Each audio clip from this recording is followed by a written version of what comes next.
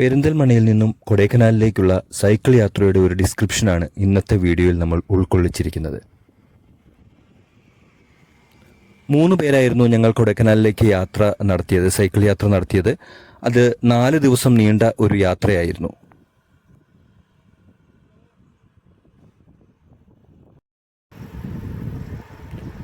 ആദ്യ ദിവസം പെരിന്തൽമണ്ണയിൽ നിന്നും രാവിലെ 5 മണിക്കാണ് നമ്മൾ യാത്ര പുറപ്പെട്ടത്.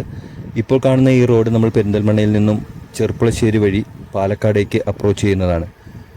ചെർപ്പുളശ്ശേരിയിൽ നിന്നാണ് ഞങ്ങൾ പ്രഭാത ഭക്ഷണം കഴിച്ചത്. ഈ ഒരു പമ്പ് ഞങ്ങൾ വെള്ളം റീഫിൽ ചെയ്യാനും ഒന്ന് റിഫ്രഷ് ആകാനും ഫ്രഷപ്പ് ആകാനും ഒക്കെ ആയിട്ട് നിർത്തിയ പമ്പാണ്.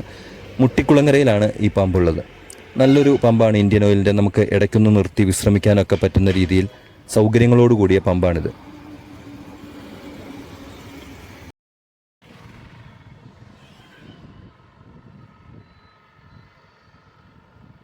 പാലക്കാട് പൊള്ളാച്ചി റോഡാണിത്. സാധാരണഗതിയിൽ ചൂട് അനുഭവപ്പെടുന്ന ഒരു റോഡാണിത്. എങ്കിലും ഞങ്ങൾക്ക് കുറച്ച് രാവിലെ ഒരു 9:30 നമ്മൾ ഈ റോഡ് പാസ് ചെയ്തുകൊണ്ട് നമുക്ക് അധികം ചൂട് അനുഭവപ്പെട്ടില്ല. പിന്നെ ഞങ്ങൾ ഇടയ്ക്കൊരു ബ്രേക്ക് എടുത്തു. പാലക്കാടിനും പൊള്ളാച്ചിക്കും ഇടയിൽ ഒരു ജ്യൂസ് കുടിക്കാനായിട്ടുള്ള ഒരു ബ്രേക്ക് എടുത്ത ഒരു ബേക്കറിയാണിത്.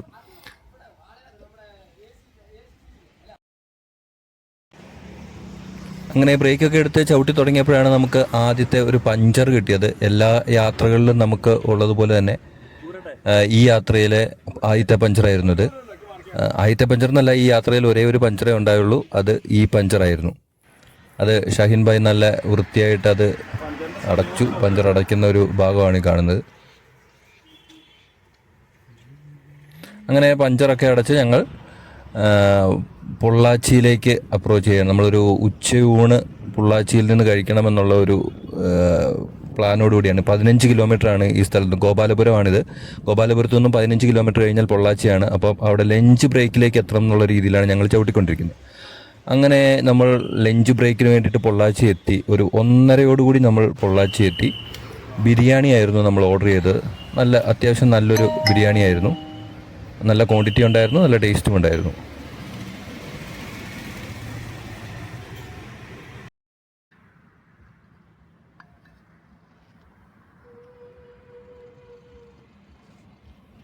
പൊള്ളാച്ചി ഭാഗങ്ങളിൽ നമ്മൾ സ്ഥിരമായി കാണാറുള്ള വിൻഡ് മിൽസ്. അങ്ങനെ ഞങ്ങൾ അവിടെ നിർത്തി കുറച്ച് ഫോട്ടോസൊക്കെ എടുത്തു. ഒന്ന് റിലാക്സായി വീഡിയോ ഒക്കെ എടുക്കുന്ന രംഗമാണിത്.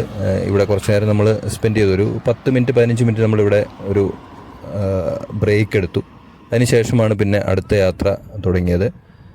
ഇവിടുന്ന് അങ്ങോട്ട് നമുക്ക് പിന്നെ ഹൈവേ ആണ്. അത്യാവശ്യം നല്ല റോഡാണ്. ചെറിയ ക്ലൈംബാണ് എങ്കിൽ പോലും നമുക്ക് നല്ല ഒരു റോഡാണ് ആ ഭാഗത്ത് നമുക്ക് കിട്ടുക. അങ്ങനെ ഞങ്ങൾ പളനിയിലെത്തി. പളനിയിൽ ഞങ്ങളൊരു 6 മണി 6:30 നമ്മൾ പളനിയിലെത്തി. റൂം അന്വേഷിച്ചു. റൂം നമ്മളെപ്പോഴും സെലക്ട് ചെയ്യുമ്പോൾ നമ്മൾ ശ്രദ്ധിക്കാറുള്ളത് സൈക്കിൾ സേഫായിട്ട് വെക്കാൻ പറ്റുന്ന ഒരു റൂമായിരിക്കണം എന്നുള്ളതാണ് നമ്മൾ നോക്കിയത്. അങ്ങനെ ഞങ്ങൾ അന്വേഷിച്ച് കണ്ടെത്തിയ ഒരു റൂമാണിത്. കാർത്തിക് സ്റ്റേ എന്നാണ് നമ്മൾ കൊടുത്തിരിക്കുന്നത്. ഞാനത് ഡിസ്ക്രിപ്ഷനിൽ കൃത്യമായിട്ടുള്ള ആ നമ്പർ അല്ലെങ്കിൽ കോൺടാക്റ്റ് ചെയ്യേണ്ട കാര്യങ്ങൾ നിങ്ങൾക്ക് കൊടുക്കാനായിട്ട് കഴിയും. അപ്പോൾ കാർത്തിക് ആ ഒരു ലോഡ്ജിലാണ് നമ്മൾ സ്റ്റേ ചെയ്തത്. ഇത് രാവിലെ അവർ ഓപ്പൺ ചെയ്യുന്നതാണ്. അതായത് ഈ ഗേറ്റൊക്കെ അടച്ച് നല്ല ഭദ്രമായിട്ട് നമുക്ക് നമ്മുടെ സൈക്കിൾ അവിടെ സൂക്ഷിക്കാനായിട്ട് കഴിയും. ഞങ്ങൾ പിറ്റേ ദിവസം രാവിലെ ഞങ്ങളുടെ ജേഴ്സിയൊക്കെ ഇട്ട് ഞങ്ങളുടെ സൈക്കിളൊക്കെ റെഡിയാക്കി ഇറങ്ങുന്ന രംഗമാണ് ഈ കാണുന്നത്. അപ്പോൾ അത്ര സേഫായിട്ടുള്ള ഒരു സ്ഥലമായിരുന്നു അത്. പിറ്റേ ദിവസം രാവിലെ നമുക്കറിയാം, പളനിയിൽ നിന്ന് നമ്മളിങ്ങനെ യാത്ര ചെയ്യുമ്പോൾ പളനി ആ ഒരു ബൈപ്പാസ് റോഡാണിത്. അപ്പോൾ നമുക്ക് പളനി മലയിലുള്ള അമ്പലം കാണാം. പളനിയിലൂടെ യാത്ര ചെയ്യുമ്പോൾ അത് ത്രൂ ഔട്ട് നമുക്ക് ഇനി അങ്ങ് കൊടൈക്കനാലിലെ ഓരോ ചുരങ്ങൾ കയറുമ്പോഴും നമുക്ക് ഈ ഒരു മല നമുക്ക് കാണാൻ കഴിയും. അതൊരു ഏകദേശം ഇനിയുള്ള 40 കിലോമീറ്ററോളം ഈ ഒരു മലയെ ചുറ്റിയാണ് നമ്മളിങ്ങനെ കയറിക്കൊണ്ടേയിരിക്കുന്നത്.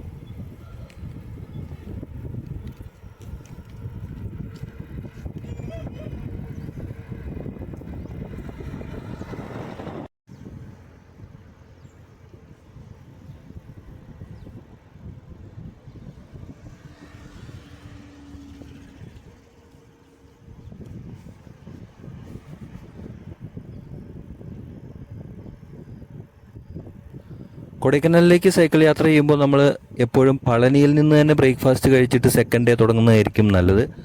ഞങ്ങൾ അങ്ങനെയാണ് സ്റ്റാർട്ട് ചെയ്തത്. കാരണം ഒരു 14 കിലോമീറ്ററോളം നമുക്കൊരു നല്ലൊരു സ്ട്രെച്ച് കിട്ടും. അതായത് വലിയൊരു ക്ലൈംബ് ഇല്ലാത്തൊരു സ്ട്രെച്ചാണ് ഉണ്ടാവുക. അതിനുശേഷം നമുക്കറിയാം ആ ചുരം സ്റ്റാർട്ട് ചെയ്യുകയാണ്. ആ സ്ഥലത്ത് നമുക്ക് ബ്രേക്ക്ഫാസ്റ്റിൻ്റെ ഒരു ഓപ്ഷൻ വളരെ കുറവായിരിക്കും, പരിമിതമായിരിക്കും. അപ്പോൾ ചായ അങ്ങനെ ചെറിയ കടികളൊക്കെ മാത്രമേ നമുക്ക് അവിടെ കിട്ടുകയുള്ളൂ. അപ്പോൾ അതുകൊണ്ട് ഏറ്റവും നല്ലത് പളനിയിൽ നിന്ന് തന്നെ ബ്രേക്ക്ഫാസ്റ്റ് കഴിക്കുന്നതാണ് നല്ലത്.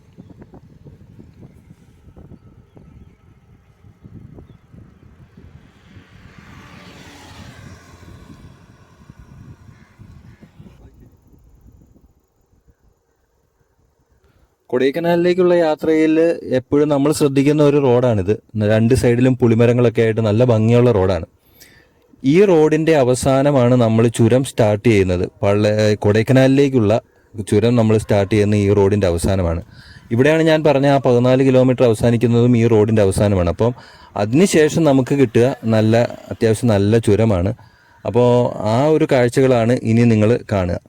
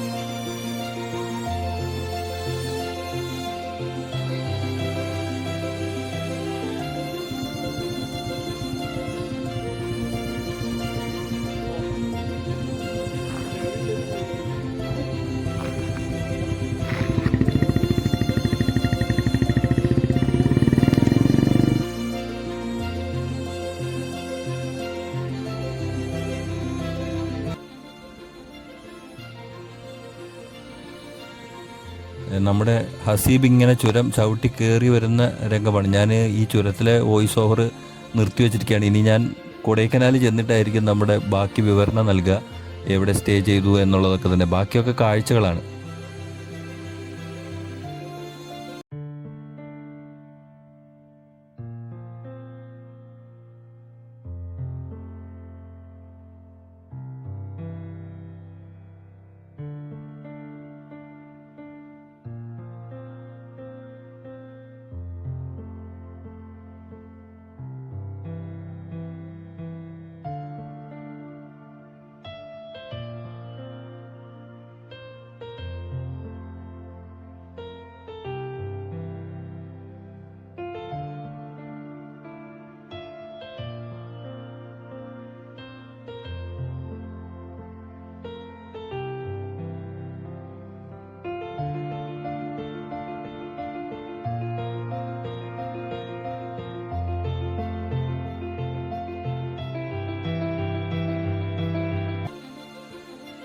പിന്നെ ചുരം കയറി തുടങ്ങിക്കഴിഞ്ഞാൽ ഈ ഒരു കടയാണ് പിന്നെ വരുന്നത് നമുക്ക് എന്തെങ്കിലും ഒന്ന് കഴിക്കാനായിട്ട്, അതായത് ഇഡലി, ദോശ അങ്ങനെയുള്ള കാര്യങ്ങൾ കഴിക്കാനായിട്ട് കിട്ടുന്ന ഈ കടയാണ് വരിക.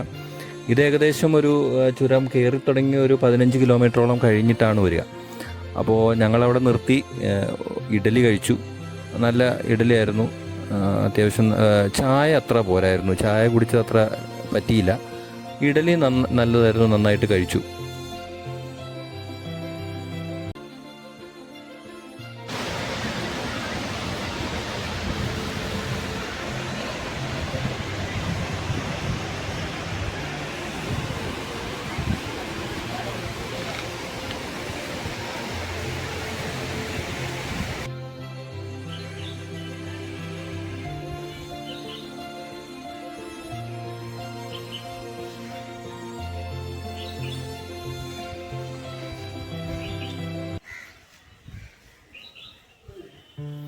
ഇതാണ് ഞങ്ങൾ കൊടൈക്കനാലിൽ എത്തിയതിന് ശേഷം നിന്ന സ്റ്റേ. വിജയ് കോട്ടേജ് എന്നാണ് പറയുക. അപ്പം ഇവിടെയും ഇങ്ങനെ ഗേറ്റ് ഉണ്ട്, അതിനുള്ളിൽ നമുക്ക് സൈക്കിൾ പാർക്ക് ചെയ്യാനുള്ള ഒരു സ്ഥലമുണ്ട്. പിന്നെ അത്യാവശ്യം നല്ല റൂമായിരുന്നു.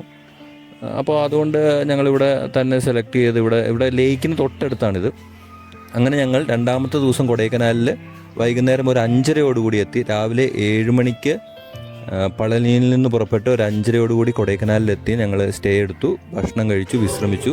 അതിനുശേഷം പിറ്റേ ദിവസം രാവിലെ സൈക്കിളൊക്കെ ലൂബ് ചെയ്ത് റെഡിയാക്കി ഇറങ്ങുന്ന രംഗമാണ് കാണുന്നത്. ഞങ്ങളുടെ പ്ലാൻ അനുസരിച്ചിട്ട് പിറ്റേ ദിവസം ഒരു 10 മണിയോടുകൂടി ഞങ്ങളിവിടെ ചെറുതായിട്ട് ലേക്കൊക്കെ ഒന്ന് കറങ്ങി അതിനുശേഷം താഴേക്ക് ഇറങ്ങി പൊള്ളാച്ചിയിൽ സ്റ്റേ ചെയ്യുക എന്നുള്ളതാണ് നമ്മുടെ ഒരു ലക്ഷ്യം.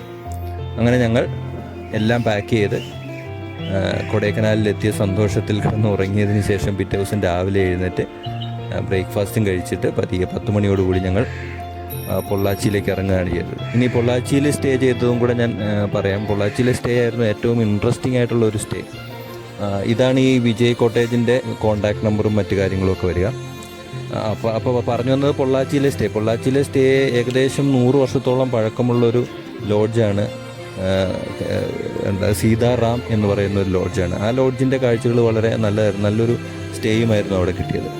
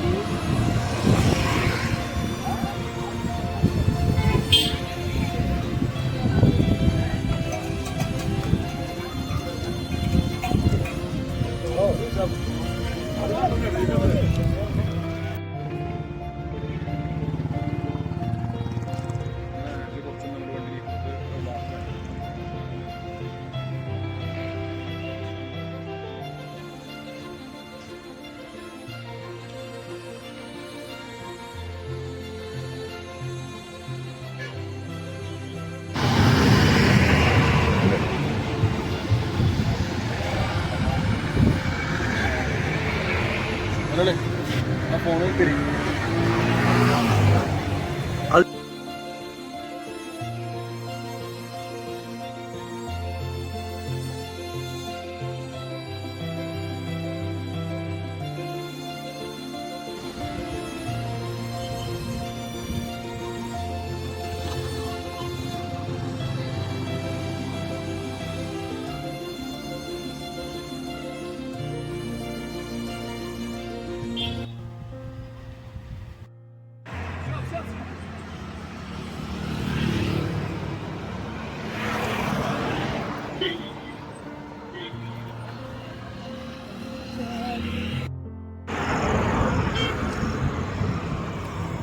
വീഡിയോ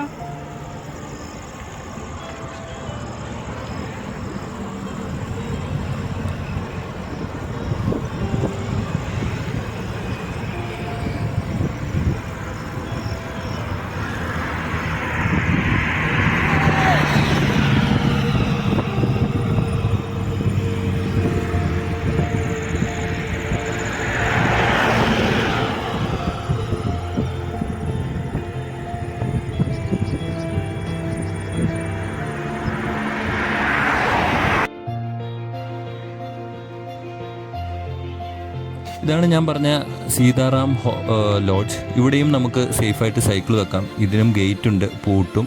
നമ്മളുടെ സൈക്കിളുകളെല്ലാം ഒരുമിച്ച് നമുക്ക് ലോക്ക് ചെയ്ത് വെക്കാനും കഴിയും. പിന്നെ ഇതിൻ്റെ ഒരു ആംബിയൻസ് ഒക്കെ ഇതാണ്. എനിക്ക് തോന്നിയത് അരവിന്ദൻ്റെ അതിഥികൾ എന്ന് പറഞ്ഞ സിനിമയിൽ വിനീത് ശ്രീനിവാസിൻ്റെ ഒരു ക്യാരക്ടർ റൺ ചെയ്യുന്നൊരു ലോഡ്ജുണ്ട്. അതേപോലെയാണ് അതിനകത്തിലെ ഒരു അറ്റ്മോസ്ഫിയറും അതിൻ്റെ ഒരു ആംബിയൻസ് നമുക്ക് കിട്ടിയത്. അപ്പം ഇത് ഏകദേശം 100 വർഷം പഴക്കമുള്ള ലോഡ്ജാണ്. ഈ വ്യക്തികൾ ഇവർ നടത്താൻ തുടങ്ങി, ഇവരുടെ ഫാമിലി ഇത് നടത്താൻ തുടങ്ങിയിട്ട് ഏകദേശം 60 വർഷമായെന്നാണ് പറയുന്നത്. അപ്പം ഒരുപാട് പ്രമുഖർ ഇവിടെ വന്ന് നിന്നിട്ടുണ്ടെന്നൊക്കെ ഞങ്ങളോട് റിസപ്ഷൻ ഏരിയയിൽ വെച്ച് പറയുണ്ടായി. അപ്പം ഇവിടെയായിരുന്നു ഞങ്ങളുടെ 3-ാമത്തെ ദിവസത്തെ സ്റ്റേ.